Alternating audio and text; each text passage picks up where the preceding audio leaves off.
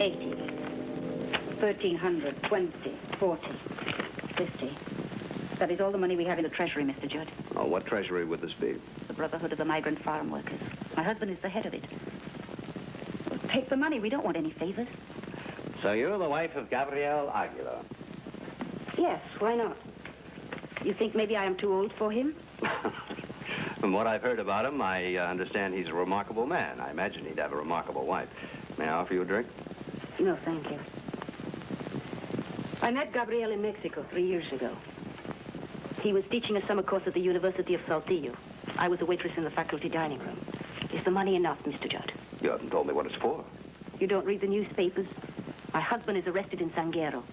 Unlawful assembly, contempt of court, resisting arrest. Mrs. Aguila, what exactly happened? Gabriel was making a speech to a field full of migrant workers.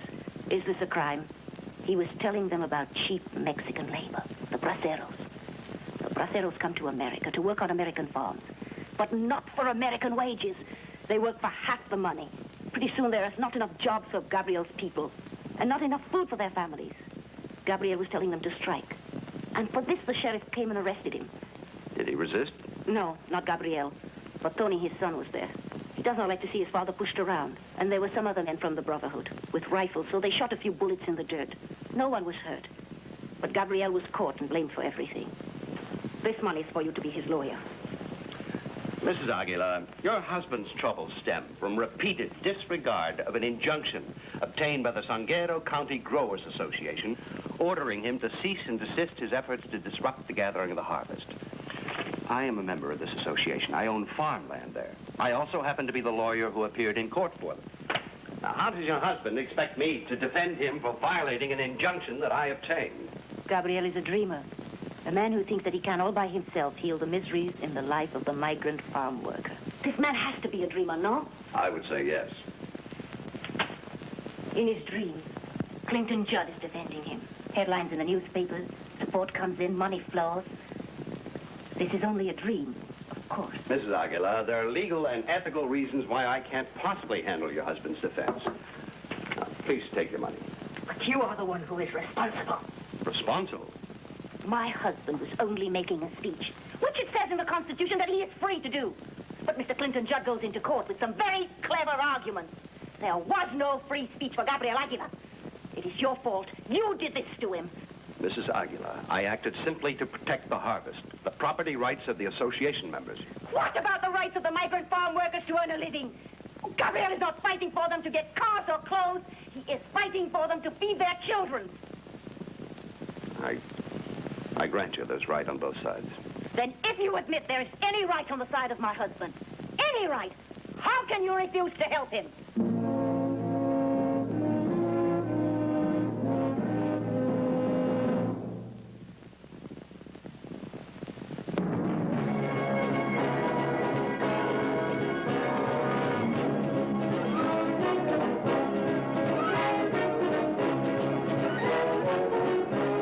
Judd, for the defense.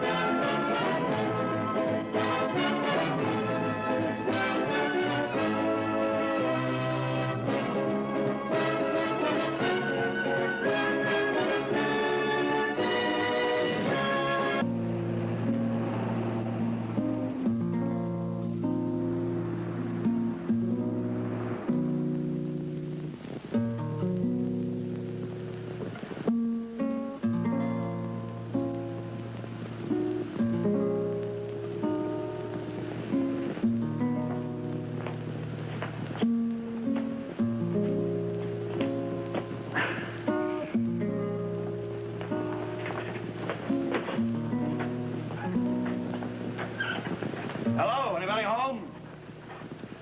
Morning. Oh, morning. Sheriff Galvez around? He just went down the street to get a paper. Be back in a minute.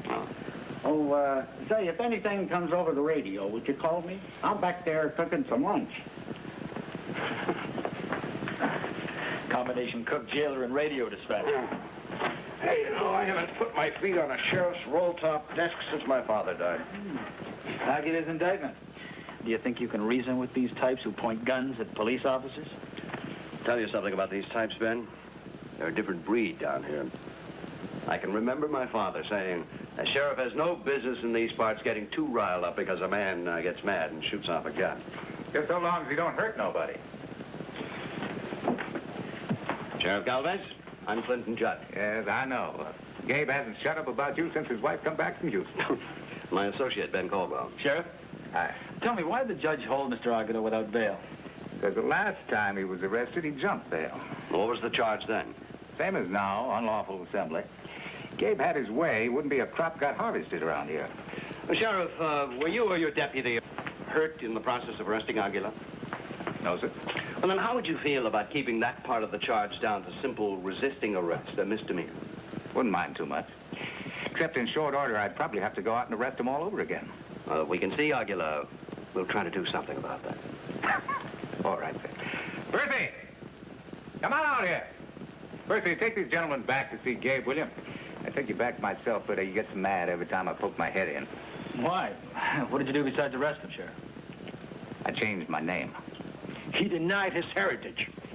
You see, I've known Galvez for many years, and his name was always Miguel, until he ran for sheriff. Then he started calling himself Mike to attract the non-Spanish vote. Mr. Aguila, as I understand it, you were born to the name of Apodaca, I appreciate your interest in me. which you changed to Aguila, meaning eagle, when you decided to become a labor leader. If you want to influence people, Mr. Judd, you have to give them an image to look up to. Isn't that the same sort of thing you do? By wearing a string necktie into court? Did you seriously hold it against the sheriff for translating his first name? No, of course not. I hold it against him that he translated his allegiance. Mike Galvez identifies with the agricultural companies, with the large landowners, but not with his own people. Mr. Aguila, as I indicated to your wife, I can't go into court for you wearing a string tie or anything else. I'm here to offer you a reasonable compromise. Compromise? Mr. Judd, I've had too many compromises offered me, and it's always the same story. The other side wants what it wants, and I'm the one that's supposed to do all the compromising. I will get my clients, the Sangero County Growers Association, to enter a stipulation of temporary agreement to stay the injunction against you. Now, how's that for openers? What does that mean to me in plain English? It means you will no longer be in contempt of court, and the charge of unlawful assembly will probably be dismissed. But there's still another charge. Sheriff Galvez just might be persuaded to let that one go as a misdemeanor, in which case I'm sure we could get you admitted to bond and get you out of here. And possibly with a little luck, the judge might let you off with a fine. And what must I do to be worthy of all this? You promise not to call a strike on Saturday or at any other time until the present harvest is in. I see.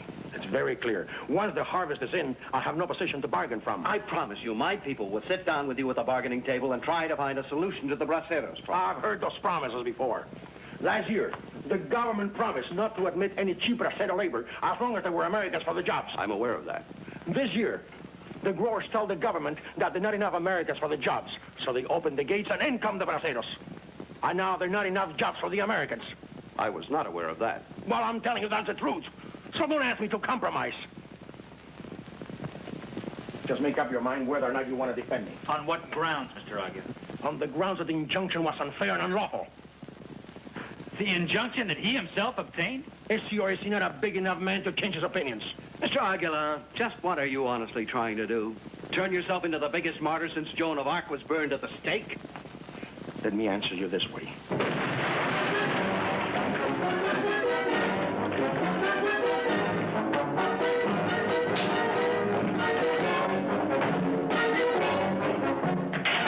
Pa, it's me, Tony. Keith, quick! You're out of your mind. Yeah, but you're out of jail. Come on, I've got to talk with you. Who's he? Lawyer Clinton Judd. Okay, lawyer, hand behind your back. Tony, no. He came to do me a favor. Are you sure, James? He's going to stop anybody from shooting at us. Let's go.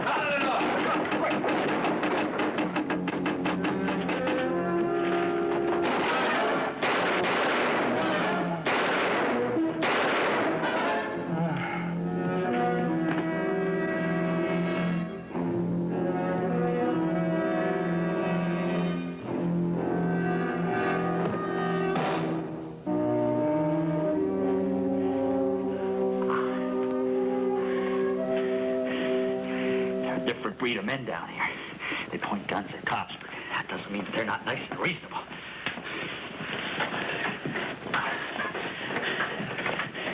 See, I don't understand them. Because I don't come from these here parts. But he understands them. Because his father was a sheriff. What about your deputy? 33 years old. How is he? Dead. Yeah. They must have had a car waiting. Tony's got a Jeep. They wouldn't use that, though. Too conspicuous. Haven't checked the fire roads in the mountains. All right. Call me on anything. It's on the truck. 5 miles this side of Elizaro. Nobody in it.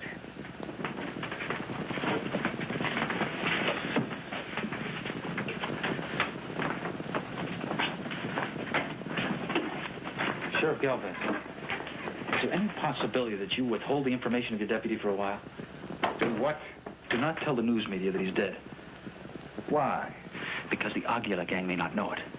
But once they do, once they realize that they've actually killed a man, and they may not be too particular about what they do with Judd.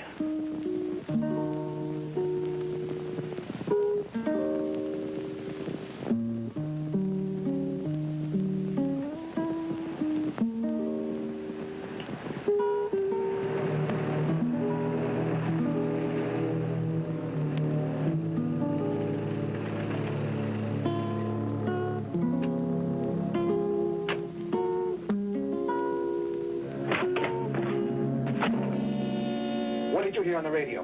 What you did.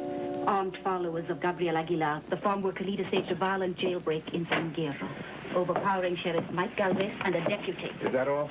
And taking along the prominent Houston attorney, Clinton Judd, apparently as hostage. That's all. That's all that happened, no? Didn't they mention my name? Your name? Who cares about your name? Between the names of Clinton Judd and Gabriel Aguilar, who cares about you?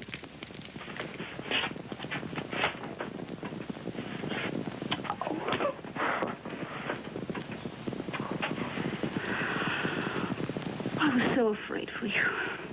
Even after it was all over, I was so afraid that something could happen to you.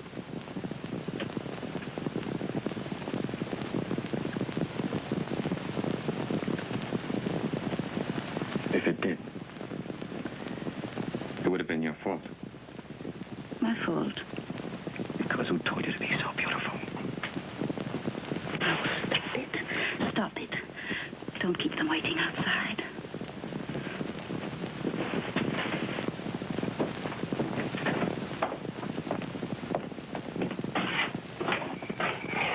Cuevas! Come on in.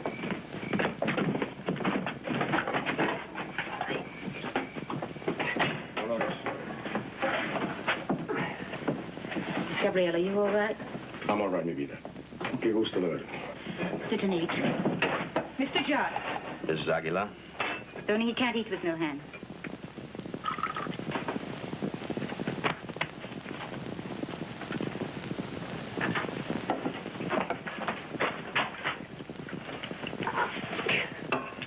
Cuff one of his hands to that chair.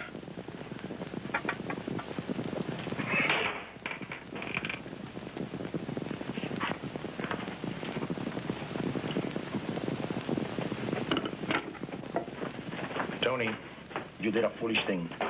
A foolish, reckless thing. You have nothing to worry about. Cuevas, do you hear what my father is saying? He's saying thank you. Tell him he's welcome. You're welcome, Mr. Aguila. Stop the nonsense. The thing is done. Unless you got, we can handle it now. I have a way to slip you across the border into Mexico. I'll give you a free piece of legal advice, Mr. Aguilar. You can be extradited from Mexico. Shut up. They have to catch him first. Papa, I have a place. Even the Mexicans don't even know about it. Do you really expect me to run away like a criminal? That's what you are now, isn't it? Why don't you shut up? Tony, close your mouth and listen. If I run away, what happens to the strike meeting Saturday night? What happens to the whole movement to organize farm workers? The eagle flies away like a frightened crow. And that's the end of everything I've ever worked for. What else can you do? I can call a general strike and protest. Let the harvest rot in the fields. Whatever has been picked, let it wither in the trucks. We can paralyze the whole industry. Where will you be when this strike is on, Gabriel? Right here. Not if you stay here long enough, you'll be caught. I'm willing to be caught under these conditions. I'm willing to go to prison. Oh, don't worry. I won't be in prison long, Dolores. Once the large landowners and the company start going broke, you will see a change in their attitude. In the long run, they won't do very much to us. What do you think of that, Mr. Judd? Well, I see some difficulties. For instance, how are you going to call this general strike? You can't very well go out and make speeches to your people. Oh, I can reach my people through the press, the radio, and so on. You'll be asking them to publish some very inflammatory material. Do you think the press will cooperate? With me? Of course not. But with you, Mr. Judd, now that's a different story. They print everything you say, don't they? Tony, when you took Mr. Judd to come along with us, you wrote better than you knew. Mr. Judd, you're going to call a press conference. Now, how am I in any position to do that?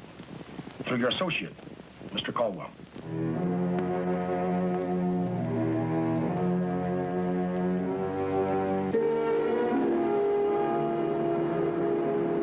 What did you say your name was? Oh, it don't matter about that, Mr. Caldwell. This here's a note from Mr. Judd telling you he's just fine. So far. And this is what Mr. Aguila wants for you to tell the reporters if you want Mr. Judd to stay fine. That's all.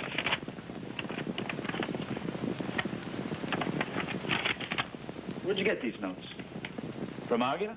No, fella come up to me last night and gave them to me. I ain't saying I even know Aguila. You came all the way to Houston to deliver a message for a perfect stranger. I'll tell you something, Mr. Caldwell.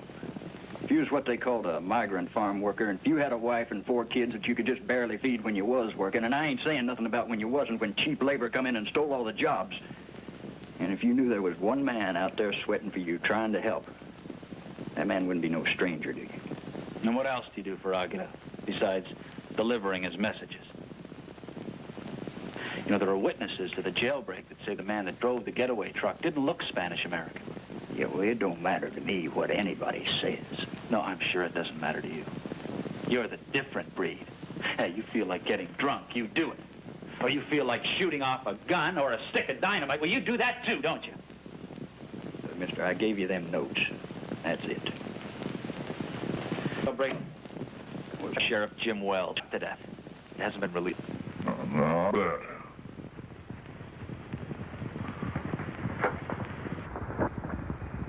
You know what means? Well, a man who gets mixed up in a jailbreak just might do himself some good by cooperating with the police. And he might start by telling them where Aguila is hiding out. Yeah, well, what good would that do him? Well, it would be better than going on trial for murder. And if I had a wife and 4 kids, I'd sure think about it.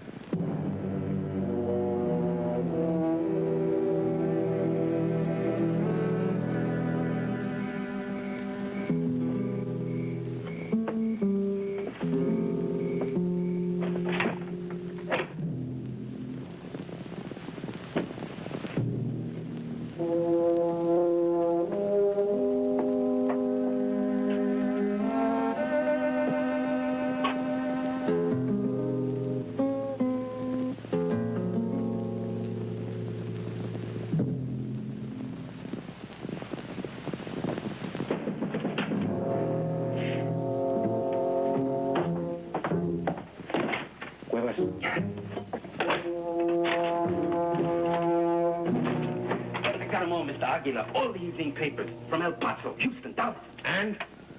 They don't say what you wanted. Police throughout the Southwest today continue their search for Gabriel Aguila and attorney Clinton Judd, who was abducted. Nothing about the strike call. Nothing. Did you expect it to be in the newspapers? And there was not a word on the radio all day? Gabriel, what a dreamer you are. Now you know why I won't compromise. With what? To whom? To an establishment that won't grant me the right to get in touch with my own people? It looks like Mr. Judd's partner doesn't care what happens to him. He's calling you bluff, Tony. He's met your father. He knows you won't shoot me. Oh, yeah? Well, maybe he knows it. And you know it. But do I know it? Aguila! It's all over! Come on out! Come on, Gabe! Look out the window! You haven't got a listen to that loud-mouthed Galvez. I killed him back in San Guido. Are you serious? Why not, Papa? Don't you remember when he threw me into jail once for nothing? So I took 2 shots at him when we were busting you out of jail. I must have hit the wrong one. Aguila! Tony, are you telling me you killed that man? He's telling you you're all going to be charged with murder. Answer me! All right! There's only one way out for all of us. Do you want a rifle, Bob? No! Wait, boss. Take that window.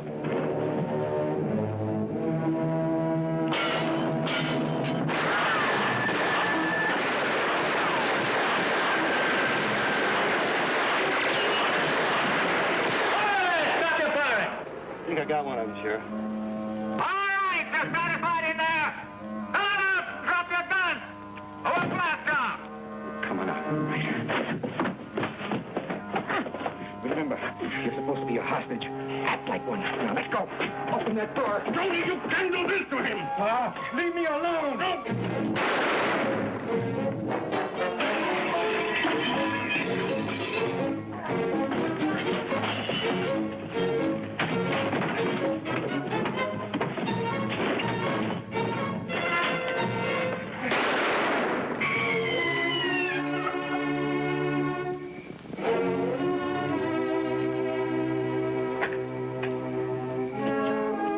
Don't shoot it, Judd! You all right? Yeah. Sheriff Galvez, my client is ready to give himself up. Mr. Judd, did you say your client? That's what I said. You're going to defend Aguila now? I have to defend him now. I killed his son.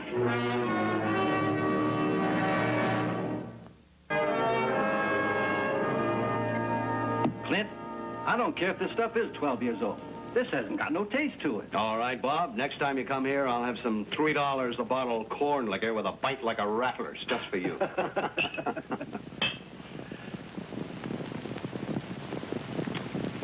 Now tell us, what are we being butted up for? You gentlemen are the guiding spirits of the Sangero County Growers Association, which I represent. I'd like your permission to also represent Gabriel Aguila. Clint, if you're not kidding, I won't even drink your whiskey. Oh, come on now, Cal. My defending Aguila in this criminal case will not in any way affect the civil case I brought against him on your behalf. Then why do you need our permission? Simply as a matter of ethics. Ethics? I knew he was up to something like this from what he did for that woman. I did absolutely nothing for Aguila's wife. And why wasn't she arrested? Because there was no case against her. There was no evidence that she knew about the jailbreak beforehand. Afterwards, all she did was keep house and prepare food for her husband. And things have not come to such a pass in the state of Texas that anybody wants to put a woman in prison for that. Then how about the other fellow who told where you were? That fellow was an accessory after the fact and was allowed to plead guilty. The only one charged with murder is Aguila. And you want to get him off? Bob, I know that Gabriel Aguila is not a murderer. I know it because if not for him, you'd be looking for a new lawyer, because I would have had my head blown off. Now, let me do what I can for him, will you please? Tell me something, Clint. You got some Mexican blood in you? It wouldn't bother me if I had. We never figured you for the sort of man who'd turn against his own kind. Go over to them. And rub our noses in it. Hi, Mr. Cox, Mr. Daniels. How are you, gentlemen? I just talked to the DA. He said there would be some possibility of making a deal. What kind of a possibility? Some possibility. Fair enough. How soon can you leave for Sangero? As soon as I know we're on the case. We're on it. So get going. Good. Gentlemen, I withdraw as attorney for the Sangero County Growers Association effective immediately. And if you'd like me to withdraw as a member of the association, make me a fair offer of my land, and it's yours.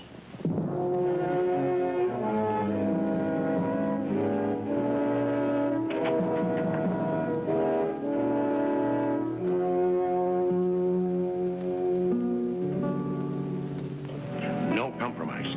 No compromise. I remember you saying the same thing to Mr. Judd. Now, that seems like a very long time ago, and look what happened. All right, I'll listen to your offer. I'm not making any offers. can only tell you that the district attorney is not a headhunter. He knows that you did not pull the trigger on Jim Wells. Look, he has a son of his own. He knows what you've suffered because of the death of your son. Now, if you're willing to plead to lesser charges, he might go along with it, but you've got to be willing. What would the charges be? Well, principally jailbreak, a felony. Which would improve my position? How?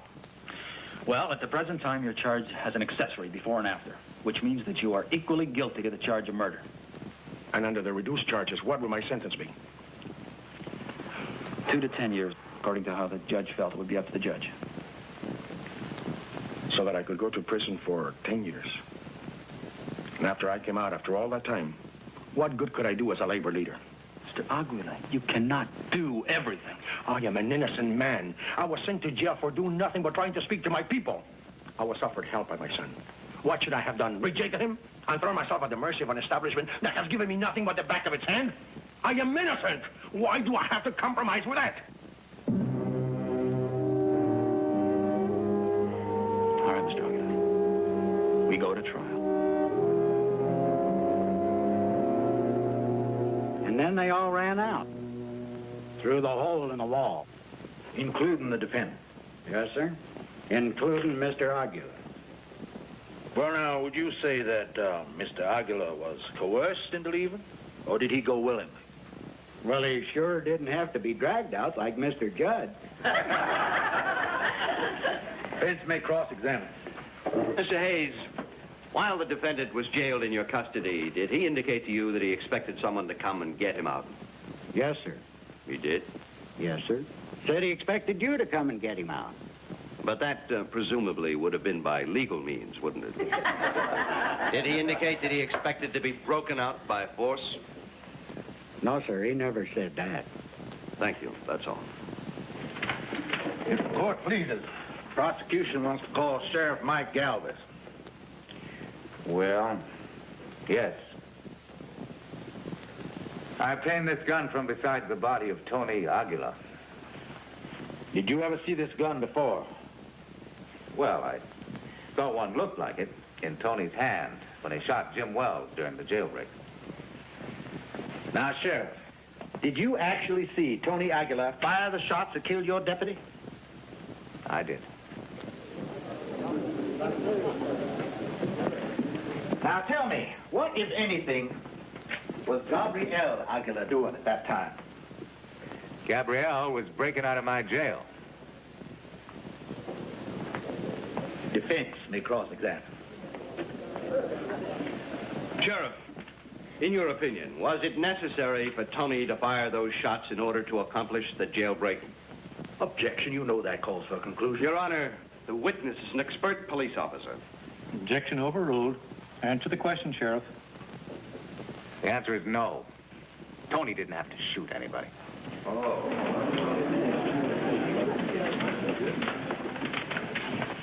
Then, in effect, the shooting had nothing whatsoever to do with the jailbreak.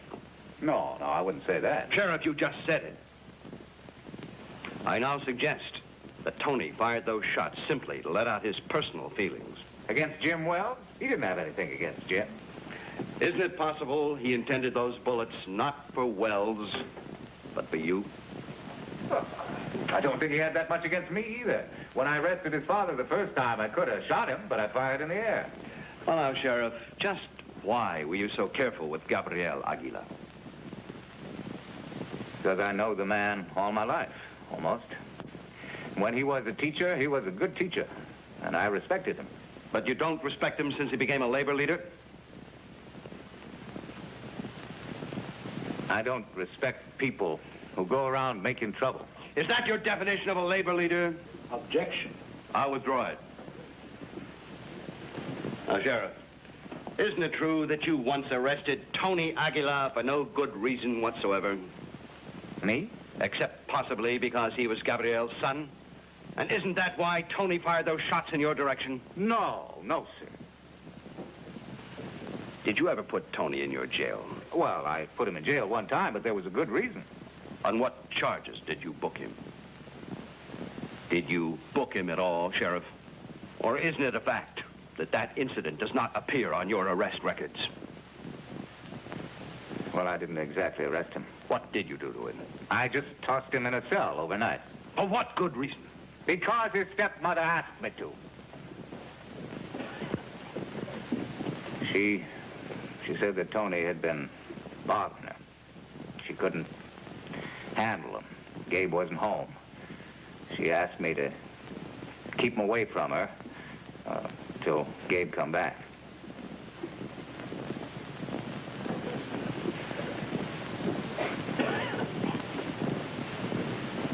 No further questions, Sheriff. You may step down. Well, I don't know. What happened to Dolores? Your Honor, if the court pleases... Oh, I told her to get me some lunch. Oh, Miss Hedda Robeson. She's a ticket clerk for the Trans-Mexican Airways. No, sir. There's no mistake about the date. These tickets were purchased and cleared through our reservation system. And for what destination were these 2 tickets purchased? Mérida, Mexico. That's on the Yucatan Peninsula. And for what date were the seats reserved? The date was left open. The woman said her husband told her they might be in a hurry to leave. And this way they could just go to the airport and get the first 2 available seats. Now, Miss Robeson, can you identify this woman whose husband expected to be in such an all-fired hurry to leave the country? Well, she gave the names Mr. and Mrs. G. Apodaca. But when the police showed me some pictures, I could tell it was Mrs. Gabriel Aguila. In other words, Gabriel Aguila knew at least 2 days in advance that he was going to be broken out of jail. Objection. Sustained. Your Honor, I object to the entire testimony of this witness. Why wasn't she on the prosecution's list? Because it wasn't until last night, by painstaking police work, that we found out about these tickets. Why hasn't Mrs. Aguila been arrested as an accomplice? Because we can't prove she did anything more than run an errand for her husband. He is the only one that we can prove was planning to break out of jail. Will the court order the jury to disregard that remark? I withdraw the remark. But this jury here is not going to disregard the facts. Your Honor, prosecution rests. Well, lunchtime, gentlemen. Court will stand in recess until 2 o'clock. Aguilar, can you explain those airline tickets? No. Well, don't shrug it off, because if they hold up, you're as good as convicted. When is your wife coming back? She's not. Dolores is on her way to Mexico. You mean this woman that stuck with you through all the shooting picked a time like this to run out on you? She didn't run out on me. I sent her away. Aguilar, you should have let us make a deal.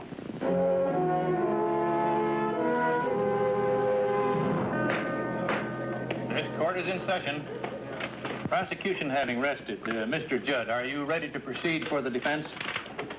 Your Honor, I call the defendant.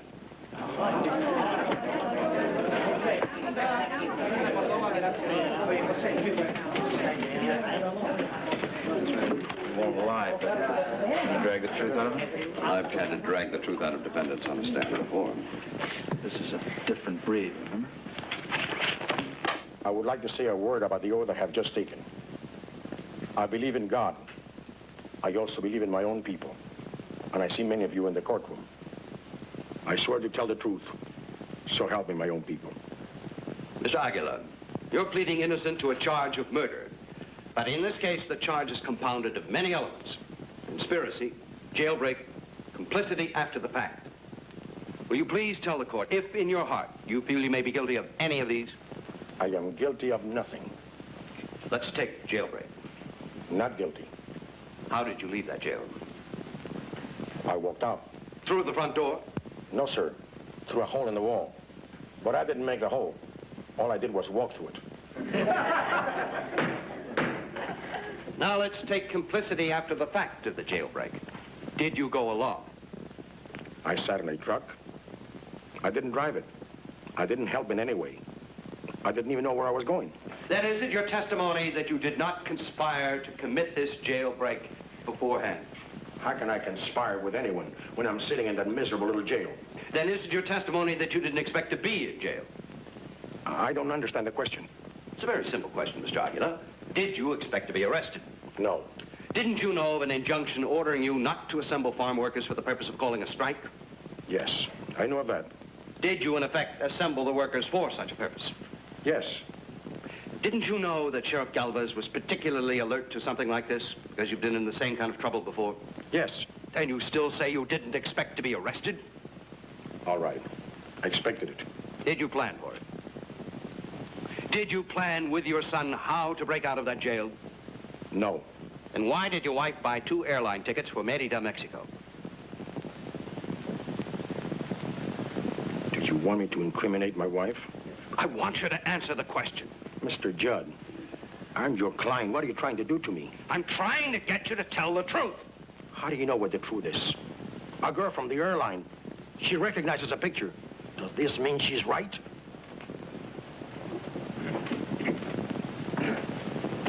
Mr. Aguila, are you saying under oath and before your own people that you didn't know it was wrong to leave the jail the way you did?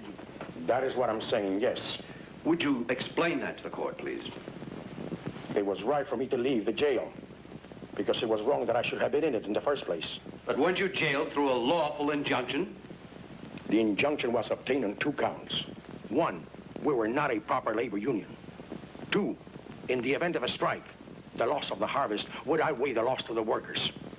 You got the injunction, isn't that correct? That is correct. But if we were as rich as the United Auto Workers Union, then it would have been proper, wouldn't it? And if the migrant farm workers made as much money as the union workers, then our laws would have weighed enough, wouldn't it? So it's all a question of money. Even where you're concerned, you lawyers, you're like the gunfighters who used to hire out right here to whoever paid them the most. If we could have paid you as much as the Growers Association, you would have appeared for us. And there never would have been an injunction, and I never would have been arrested. Mr. Aguila, I must point out, as a lawyer myself, that Mr. Judd is not defending you as a matter of money. But he's trying to get me to compromise. And I've told him from the beginning, that is something I will not do. Mr. Aguila, let's go back to the airline tickets.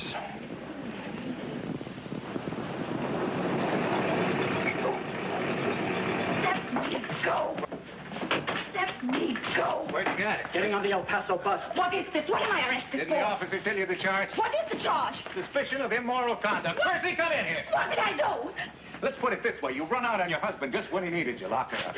Miguelito Galvez, you are going to understand very soon the problems of the farm workers. When you lose your fat job and you get on your knees picking granny. Hello, Mike Galvez. Let me Can you go. bring Mr. Judd to the phone? Well, tell him I think he better ask for a recess right now. Now, take it easy, Dolores. You're not under arrest. The sheriff just brought you here to do your husband a favor. Why should he want to do us any favors? Because he remembers your husband is a good teacher. Maybe he doesn't think Gabriel deserves to be convicted of murder. Can that happen to him? Dolores, it will happen unless you help us. Dolores, I don't want you. Gabriel, if you interfere once more, I'm going to have you thrown out. What do you want me to do? Just tell me now, first, if you remember asking the sheriff to lock Tony up overnight because he was bothering you.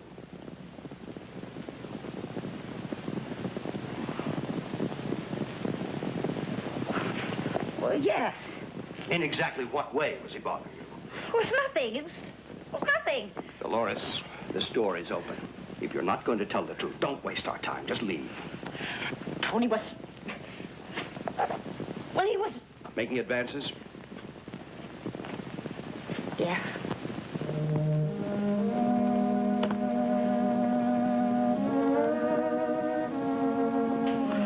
Gabriel. Tony loved you. He loved you as much as any son could love a father. Believe me. He was young, and I was in the house all the time. You are young. Too young for me and just right for him.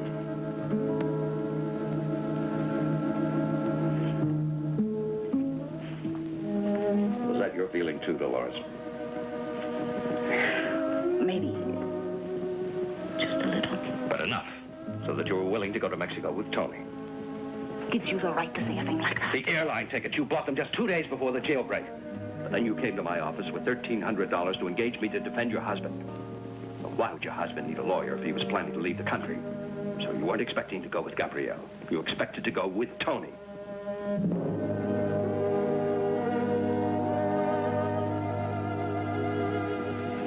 Gabriel, I think you better hear the rest of this.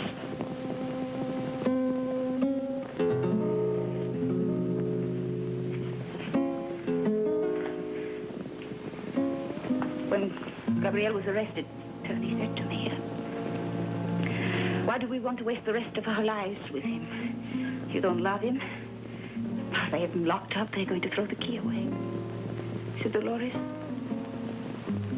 let us go to Mexico and you can get a divorce. I said to him, Tony, you want to step into your father's shoes, but you do not talk like a man yet. I will not leave your father while he's still in trouble. Let me see you get him out of jail. Then I will go with you. He said, all right, that he would do it. I did not know how he was going to do it. So I bought the tickets for Tony and me.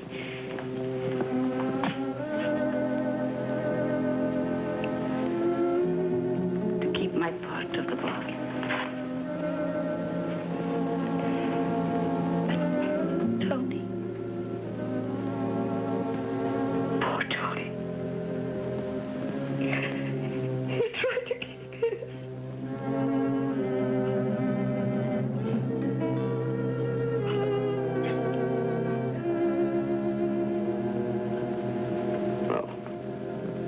This could dispose of the conspiracy charge and the murder charge, if the jury believes it. Believes it? What makes you think the jury's ever going to hear it? Gabriel, the Not jury... a chance, Mr. Judd. Not a chance that I will let my wife see a thing like this in court in front of my own people. It's the only chance you have. What are you forcing on me now? Disgrace? Are you making me swallow this shame? Or go to prison for the rest of my life? No. You have another choice. You can let Dolores tell this to the district attorney in private. And let me try to work out a deal for you. Compromise? I told you I would never compromise. Gabriel, everybody compromises once. I do not. Oh, you don't? A man who knew his wife was in love with his son and lived with it. I didn't know it. Don't tell me that. You tried to send Dolores away because you knew. You didn't want it to come out on the witness stand. Why don't you admit that from the day you found out about Tony and Dolores, you've been living a compromise? Maybe you didn't want the eagle's image soiled for the sake of your people, or maybe for your own pride. But who are you to say you're too good to compromise now?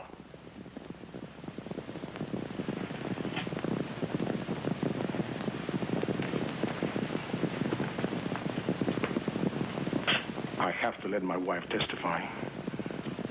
Or risk a murder conviction. Or plead guilty to a lesser charge. Is that my choice? That's your choice. Which will it be?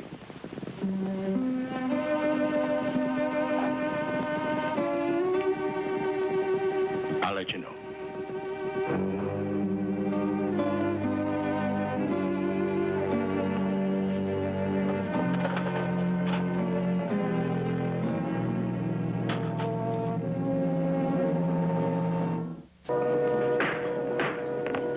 Counsel for both sides will approach the bench. Mr. Grant, do I understand that this proposal by Mr. Judd is acceptable to you? Yes, Your Honor. I think it serves the interest of justice. Defendant will rise. Gabriel Aguila, to the charge of jailbreak, how do you now plead? I plead guilty. Very well.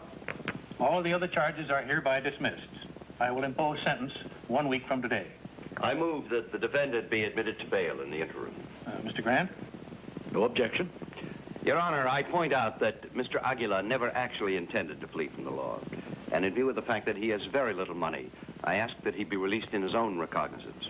I have no objection, Your Honor. So ordered. This court now stands adjourned.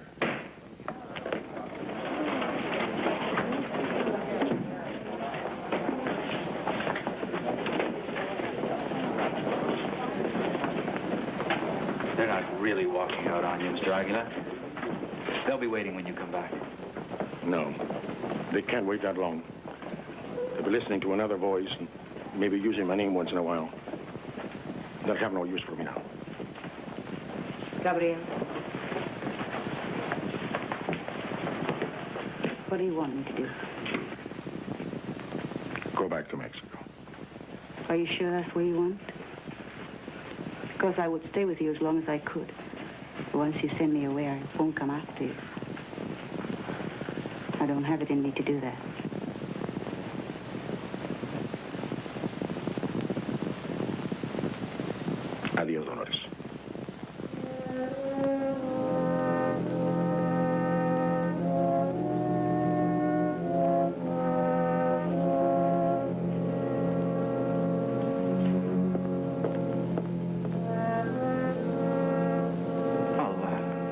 at it this way. It could have been much worse. I have a feeling that your sentence will be on the light side. Yes, I think so, too. I appreciate all you've done for me when you really didn't have to do anything. Tony wasn't your fault. I wish I could have done much more, or at least much sooner. But there were just too many problems to handle all at once. You did very well. You made only one mistake. What was that? You got me a week of freedom. What am I going to do with it?